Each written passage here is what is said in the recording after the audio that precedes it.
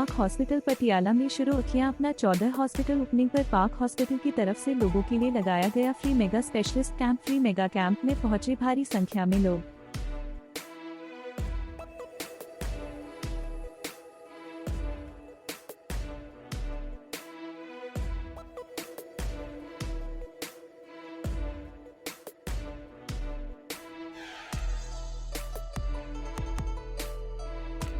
एक पार्क अस्पताल है कि हर व्यक्ति को हक है, चाहे वो कितना ही बीमार हो, चाहे वो एक दिन के लिए हो, आधे दिन के लिए हो, 2 दिन के लिए हो, उसको प्रॉपर मेडिकल अटेंशन मिलना चाहिए। एक दूसरी चीज़ ये जो मेरे को समझ में आई थी वो ये थी कि हम बेस्ट ऑफ ट्रीटमेंट दे रहे हैं, कई बार अपनी जेब से भी खर्चा कर रहे हैं और उसमें कई बार पेशेंट अफोर्ड नहीं कर पाता और हम उसमें डिस्काउंट कर देते हैं। ऐसा क्यों? वो कहते हैं दूसरी चीज़ जो है वो मेरा सपना था कि अस्पताल आम लोगों के लिए होना चाहिए। अमीर आदमी तो कहीं पे भी जाके इलाज करा लेगा, कितनी भी दूर चले जाएगा, पर आम आदमी सिर्फ अपने नज़दीक के अस्पताल में करा सकता है। अगर उसको ये फीलिंग आती है कि मेरा नज़दीक का अस्पताल मेरा अपना अस्पताल है और यहाँ पे जायज़ रेट लिया जाएगा, तो वो पूरे मन से यहाँ कर सकता है। सर पटियाला ਜ਼ਿਲ੍ਹਾ ਹੈਗਾ, ਘਨੌਰ ਹੈਗਾ, ਉਰੇ ਦੇਵੀਗੜ੍ਹ ਦੇ ਨਾਲ ਨਾ ਕਾਫੀ ਕੈਂਸਰ ਦੇ ਜਿਹੜੇ ਪੇਸ਼ੈਂਟ ਨੇ ਆ ਰਹੇ ਨੇ ਤੇ ਉਹਨਾਂ ਨੂੰ ਇਲਾਜ ਵਧੀਆ ਨਹੀਂ ਮਿਲ ਰਿਹਾ ਪਟਿਆਲੇ ਦੇ ਵਿੱਚ। ਤੇ ਤੁਹਾਡਾ ਹਸਪਤਾਲ ਕਿਵੇਂ ਦੇਖੂਗਾ ਹੁਣ ਇਹ ਕੈਂਸਰ ਦੇ ਜਿਹੜੇ ਮਰੀਜ਼ ਨੇ, ਕਿੰਨੀ ਕੁ ਵਧੀਆ ਉਹਨਾਂ ਨੂੰ ਸਹੂਲਤ ਦਿੱਤੀ ਜਾਊਗੀ? सर मैं दोबारा ये बात कहना चाहूँगा कि कोई डॉक्टर और कोई अस्पताल अपनी तरफ से कोई कमी नहीं छोड़ता है इलाज में। सबसे बड़ी दिक्कत होती है कि वहाँ पे स्पेशलिस्ट नहीं होते हैं या वहाँ पे वो इक्विपमेंट नहीं होता है, औजार नहीं होते हैं या वो एक्सपर्टीज़ नहीं होती है।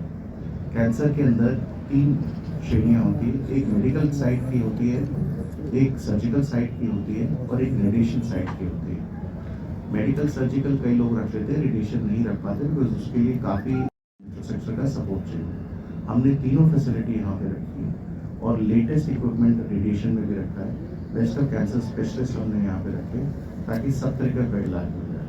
आई एम श्योर बाकी अस्पताल भी अपनी तरफ से कोशिश कर रहे होंगे, but because of lack of specialist नहीं है या इक्विपमेंट नहीं है या कोई पर्टिकुलर फैसिलिटी नहीं है, उसकी वजह से पूरी तरह से नहीं हो पाता। इसीलिए ਮੋਸਟਲੀ ਜਿਹੜੇ ਹਸਪੀਟਲਸ ਖੁੱਲ੍ਹਦੇ ਨੇ ਪ੍ਰਾਈਵੇਟ ਹਸਪੀਟਲ, ਉਹਨਾਂ ਦੇ ਵਿੱਚ ਜਦੋਂ ਐਂਟਰ ਕਰਦੇ ਆ ਪਹਿਲਾਂ ਪਾਰਕਿੰਗ ਫੀਸ, ਉਸ ਤੋਂ ਬਾਅਦ ਕੰਸਲਟੇਸ਼ਨ ਚਾਰजेस, ਉਸ ਤੋਂ ਬਾਅਦ ਫਾਰਮੇਸੀ ਦੇ ਚਾਰजेस, ਬਹੁਤ ਜ਼ਿਆਦਾ ਚਾਰजेस ਲੈ ਜਾਂਦੇ ਨੇ। ਕਿ ਫਾਰਮੇਸੀ ਤੁਹਾਡੀ ਆਪਣੀ ਹੋਗੀ ਕਿਉਂਕਿ ਉਹਦੇ ਵਿੱਚ ਬਹੁਤ ਮਾਰਜਨ ਹੁੰਦਾ।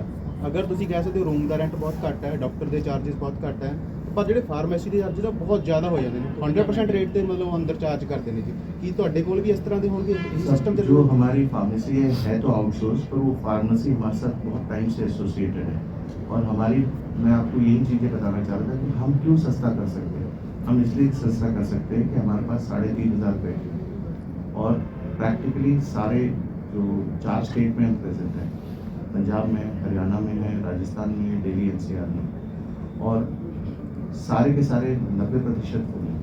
तो जो हमारी परचेज होती है वो बल्क परचेज होती है। बल्क परचेज होती है तो उसमें फार्मेसी सस्ती पड़ती है। हम अपने पेशेंट को यहाँ पे ऐसा नहीं कहते कि आप वहाँ से दवा लिया हो या यहाँ से जांच करा लो, सब चीज़ें वहीं पर इन हाउस प्रदान होती है और वो हमारी बल्क परचेज होती है, इसीलिए हम उसको सस्ता कर पाते हैं, इसीलिए हमारा अफोर्डेबल है।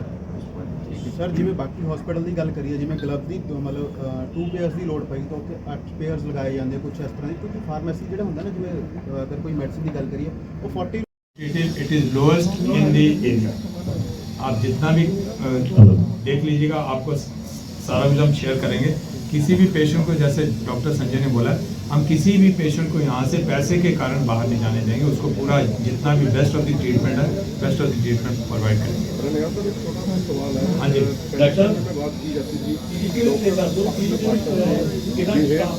हाँ, एक चीज़ देखेंगे, आज भी जैसे देख रहे हैं, जैसे हमारा कैंप है, ये नहीं कि कैंप के कारण ये फैसिलिटी वैसे भी अवेलेबल है। जैसे पेशेंट हमारे यहाँ एंटर करता है गेट से, तभी से कोई ना कोई आदमी उसके साथ, हमारे सॉफ्ट स्किल इतने अच्छे हैं, बंदा उसको एस्कॉर्ट करेगा ताकि उसको सहूलियत हो, उसको कहीं इधर उधर धक्का ना खाना पड़े। रिसेप्शन पे आएगा, रिसेप्शन से डॉक्टर पे जाएगा, डॉक्टर के बाद इन्वेस्टिगेशन के लिए जाएगा। इन सब चीज़ों के लिए उसको एस्कॉर्ट किया जाएगा ताकि कहीं उसको कोई दिक्कत ना हो। Thank you. मैं आप जो हमने जगह बात करी है, नाभा है, संगरूर है, राजपुरा है, बठिंडा है, इन सब एरियाओं में हम रेगुलरली फ्री कैंप भी कराएंगे और अस्पताल के अंदर भी हर संडे किसी न किसी स्पेशलिटी का फ्री कैंप है। हमारा बेसिक मकसद इलाज करना नहीं है, हमारा बेसिक मकसद ये है कि अगर कोई बीमारी शुरू में ही है, जैसे सर ने पूछा कि अगर ब्लड शुगर बढ़ रहा है तो उसको पहले से ही हम किस तरीके से सलाह दे के और लाइफस्टाइल चेंज करके बिना इलाज के उसको कर सके, वो भी सीओ साहब ने पूरा वो लिया है और ये कम से कम नहीं तो 200-250 कैंप साल के करेंगे। जैसे डॉक्टर संजय बताया, हम हर हफ्ते अपने हॉस्पिटल में भी कैंप कर रहे हैं और जैसे हमारा 6 हफ्ते बीतेंगे, 6 हफ्ते के बाद हम आउटरीच प्रोग्राम भी करेंगे जिससे जितनी भी पब्लिक को हम कवर कर पाएँ उतना कवर करें। सर टोटल स्टाफ अभी तो 450 बेड के हिसाब से है जी। इनिशियल जो हमने रिक्रूटमेंट करी है अभी तो खाली 500 के करीब हुआ है, लेकिन जैसे मरीज और आते जाएंगे जितना बढ़ता है उसके हिसाब से स्टाफ बिल्कुल। नर्सिंग के लिए कितने स्टाफ है आपके पास? सर इस समय हमारे पास 120 नर्सिस हैं सर। ठीक है सर। आने वाले दिनों में रेगुलर के हम चाहेंगे मीडिया से रेगुलर इंटरेक्शन से, ठीक है। कारण इसलिए होता है कि एक तो उनके पास बल्क परचेज नहीं होती है, तो बल्क आप ये जानते हैं कि कोई भी चीज़ अगर आप खुदरा खरीदेंगे तो आपको महंगी मिलेगी, पर अगर आप उसको बड़े वॉल्यूम में खरीदेंगे तो आपको सस्ती मिलेगी। तो हम उसी प्राइस पे पेशेंट को देते हैं उस क्वान्टिटी से। और प्लीज़ समझिएगा कि अगर मैं 450 बेड का अस्पताल बना रहा हूँ और ये मेरा 14वां अस्पताल है और ईश्वर की कृपा रही है, मैं यहाँ पे कर सेवा करने के लिए आया। मैं एक बात को मानता हूँ हर तरीके से, अच्छी मेडिसिन की प्रैक्टिस अच्छा बिजनेस हो सकता है। अच्छा बिजनेस ज़रूरी नहीं है अच्छी मेडिसिन। सर फिर इतना लग्जरी बनाने की क्या जरूरत थी? सिंपल भी बना सकते थे हॉस्पिटल। सर आप मुझे एक चीज़ बताइएगा कि इंफ्रास्ट्रक्चर का कॉस्ट वन टाइम है, प्लीज अंडरस्टैंड दिस। इंफ्रास्ट्रक्चर का कॉस्ट वन टाइम है, वो पेशेंट नहीं पे करता। नहीं, जो देख के सहू- तो पेशेंट को डर लगता है सर, इतना बड़ा मुझे पूरा करना चाहिए। सहूलियतें जो मिल रही हैं उसका कॉस्ट होता है, सर्विसेज जो मिलेगी उसका कॉस्ट होगा। मैं उसको पुअर इंफ्रास्ट्रक्चर में भी बना सकता हूँ, मैं उसको बेस्ट ऑफ इंफ्रास्ट्रक्चर में बना सकता हूँ। मेरा डॉक्टर मेरे पास टिके, मेरा पेशेंट या जो भी उसके अटेंडेंट आए उनको पूरी सहूलियतें मिले जब वो यहाँ पे आए, तो वही मेरा रीज़न है इंफ्रास्ट्रक्चर अच्छा बनाने का। इंफ्रास्ट्रक्चर ये कारण नहीं होता कि इसकी वजह से कॉस्ट बढ़ जाएगा। होटल इंडस्ट्री नहीं है, अस्पताल की इंडस्ट्री है। यहाँ पे जो सर्विसेज प्रोवाइड होंगी उसकी वजह से। पर ऐसा क्यों नहीं हो सकता कि मैं अच्छी जगह भी प्रोवाइड करूँ, इंफ्रास्ट्रक्चर भी अच्छा प्रोवाइड करूँ, डॉक्टर्स भी अच्छे प्रोवाइड करूँ और मेरे पास वॉल्यूम बढ़े और मैं उसी वॉल्यूम की वजह से आपको जितना अफोर्डेबल कर सकूँ वो करूँ। शर्मा जी, जैसे आपने कहा कि सस्ती मेडिकल फैसिलिटी आप लोगों को पहुँचाना चाहते हैं, गवर्नमेंट ऑफ इंडिया जानौषधि को प्रमोट कर रही है, कुछ ऐसी दवाई भी यहाँ आप? हाँ जी, हमारे यहाँ पे मैं आपको बता देता हूँ, ब्रांडेड जेनरिक मेडिसिन अवेलेबल है। हमारा जो बल्क परचेज होता है वो उसी क्वान्टिटी से है। और जो भी अगर कल को स्टेट गवर्नमेंट की या सेंट्रल गवर्नमेंट की कोई स्कीम आती है हम उसे खुशी से लेते हैं। हमारा क्राइटेरिया प्राइस का नहीं है, हमारा क्राइटेरिया स्केल का, इसीलिए हम नॉर्थ इंडिया में इस समय सबसे बड़े हेल्थ केयर प्रोवाइडर हैं। शर्मा जी, यहाँ पर पटियाला में न्यूरो का डॉक्टर कहीं है बहुत कम है, सरकारी हॉस्पिटल में तो है ही नहीं। एक दो हॉस्पिटल है उनकी मोनोपोली है। क्या यहाँ पर न्यूरो के लोग जो आएंगे, जैसे एक्सीडेंट केस बहुत होते हैं, सिर की इंजरी बहुत ज़्यादा होती है लगातार, उनको किस तरह की राहत मिलने वाली है?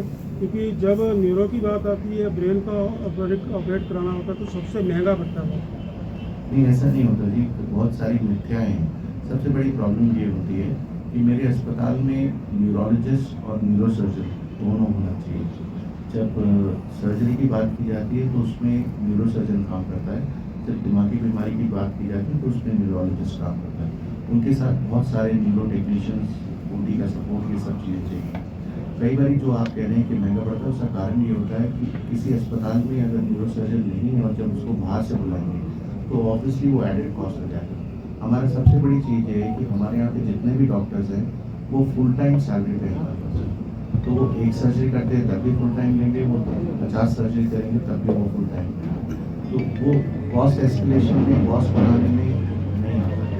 इसलिए डॉक्टर साहब, शुगर के बहुत पेशेंट है पंजाब में, इसके बारे में आपकी क्या करोगे आप? सर बहुत सारी ऐसी बीमारियां थी जो शायद हिंदुस्तान में कभी थी नहीं। जैसे शुगर हो गया, ब्लड प्रेशर हो गया, कार्डियक डिजीजेज हो गया, क्योंकि होता ये था कि हमारी फिजिकल एक्टिविटी बहुत ज़्यादा थी। ये आज से करीब 25-30 साल पहले इसको वेस्ट की डिजीज माना जाता था। ये पश्चिम की बीमारियाँ हैं और हिंदुस्तान में नहीं होंगी। पर जैसे जैसे सहूलियतें बढ़ रही हैं और जैसे जैसे हमारा जो नॉर्मल खान पान है वो बदलता जा रहा है और स्ट्रेस लेवल बढ़ते जा रहे हैं, और उसके साथ शायद काम की वजह से और बाकी चीज़ों की वजह से शायद सो भी कम रहे, तो जो भी बॉर्डरलाइन केसेस होते हैं वो सब शुगर में, हाइपरटेंशन में और इन चीज़ों में बदल जाते हैं। आपके साथ भी ऐसा ही है, मेरे साथ भी ऐसा ही है। तो हमारी जीवन शैली जो हम यूज टू थे वो हम फॉलो नहीं कर रहे, पर इन सब चीज़ों के इलाज हैं और डॉक्टर अवेलेबल है। आज भी अगर मैं ठीक हूँ और कल को मुझे कोई बीमारी है और मैं संयम से रहूँ और इलाज फॉलो करूँ, तो ऐसा नहीं है कि मैं अच्छी ज़िंदगी नहीं जी सकता।